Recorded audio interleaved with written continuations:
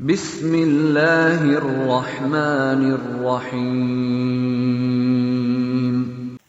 قارون کے خزانے کے متعلق آپ نے تاریخی حکایات اور محاورے تو سنے ہی ہوں گے۔ یہ وہی شخص تھا جس کا ذکر اللہ تعالیٰ نے قرآن مجید میں نشان عبرت کے طور پر کیا ہے۔ قارون کا قصہ اسرائیلی اور اسلامی دونوں طرح کی روایتوں میں ملتا ہے۔ یہ بنی اسرائیل کا وہی امیر ترین شخص تھا جس کی خزانے کی کنجیاں 300 اونٹوں اور خچروں پر لادے جاتے تھے، اور ہر کنجی چمڑے کی ہوتی تھی جو ایک خزانے کی چابی تھی۔ تاریخ انسانی میں شاید قارون سے زیادہ دولت اور ثروت کسی شخص کو عطا نہیں کی گئی۔ قارون حضرت موسیٰ علیہ السلام کے چچا یاسور کا بیٹا تھا۔ وہ نہایت ہی خوبصورت اور حسین آدمی تھا۔ یہی وجہ تھی کہ بنی اسرائیل اور قطبی لوگ اسے منور کہتے تھے۔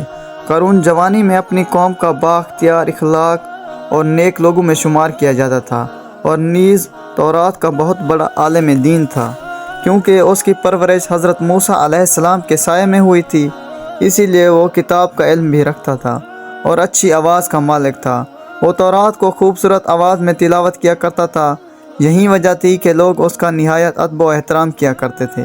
قارون ابتدا میں حضرت موسیٰ علیہ السلام پر ایمان لے آیا، اور جب بنی اسرائیل کو قبطیوں کی غلامی سے نجات ملی تو وہ ان کے ساتھ مصر کو چھوڑ کر موعود کی طرف ہجرت کر گئے، اور وہاں اس کے حالات بالکل بدل گئے اور اس کے ہاتھ بے شمار دولت آئی، اور دیکھتے ہی دیکھتے وہ اپنی قوم کا امیر ترین شخص بن گیا، جس کا ذکر اللہ تعالیٰ نے قرآن مجید میں کچھ یوں کیا ہے: بے شک قارون موسیٰ کی قوم سے تھا، اور پھر اس نے قوم پر زیادتی کی، اور ہم نے اس کو اتنے خزانے دیے جن کی کنجیاں اٹھانا طاقتور جماعت پر بھاری تھا۔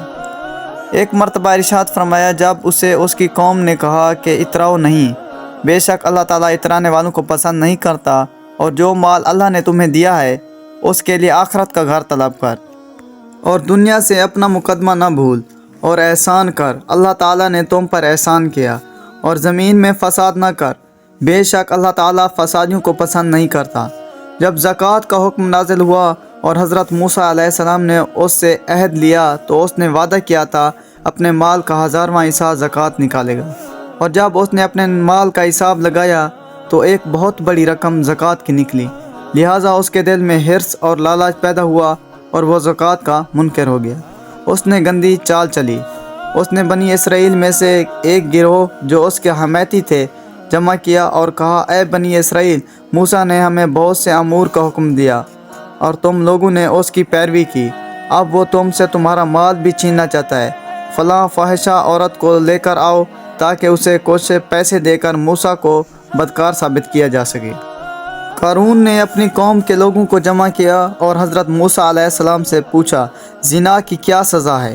حضرت موسیٰ علیہ السلام نے کہا، جو بھی زنا کرے حالانکہ اس کی بیوی بھی ہو تو اسے سنسار کیا جائے یہاں تک کہ وہ مر جائے۔ قارون نے حضرت موسیٰ علیہ السلام سے کہا، حتیٰ کہ یہ کام آپ نے ہی انجام دیا ہو تو بھی؟ موسیٰ نے کہا، ہاں، حتیٰ کہ اس کام کو میں نے ہی انجام دیا ہو تو یہی حکم ہے۔ قارون نے کہا، بنی اسرائیل یہ گمان کرتے ہیں کہ آپ نے فلاں فاحشہ عورت سے زنا کیا ہے۔ حضرت موسیٰ علیہ السلام نے کہا، اس عورت کو میرے سامنے لاؤ۔ لہٰذا وہ عورت بلائی گئی تو موسیٰ علیہ السلام نے فرمایا، اے عورت، اللہ کی قسم جس نے بنی اسرائیل کے لیے دریا کو پھاڑ دیا اور عافیت و سلامتی کے لیے دریا کے پار کرا کر فرعون سے نجات دی، سچ کہہ دے واقعہ کیا ہے۔ اللہ کے جلال سے عورت کانپنے لگی اور اسے مجمع عام میں صاف صاف کہہ دیا، اے اللہ کے نبی، مجھے قارون نے کثیر دولت دے کر آپ پر بہتان لگانے کے لیے آمادہ کیا ہے۔ اس وقت موسیٰ علیہ السلام آبدیدہ ہو کر سجدہ شکر میں گر پڑے۔ بحالت سجدہ آپ علیہ السلام نے یہ دعا مانگی کہ یا اللہ، قارون پر اپنا قہر و غضب عطا فرما۔ لہٰذا وہ تمام لوگ جو قارون کے ساتھ تھے اس سے جدا ہو گئے۔ موسیٰ علیہ السلام نے اللہ کے عظمت سے زمین کو حکم دیا تو زمین پھٹ پڑی اور قارون اس کے پیروکار اس میں دھنسنے لگے، اور دیکھتے ہی دیکھتے قارون، اس کا مکان، اس کا خزانہ اس زمین میں دھنس گیا۔ جب یہ زمین میں نابود ہو گئے تو زمین کا شگاف دوبارہ بند ہو گیا۔ قارون کی اس دولت کے مطابق بہت سی تاریخی حکایات نقل کی گئی ہیں، اور تا قیامت قارون اور اس کا خزانہ انسانیت کے لیے نشان عبرت بن کر رہیں گے۔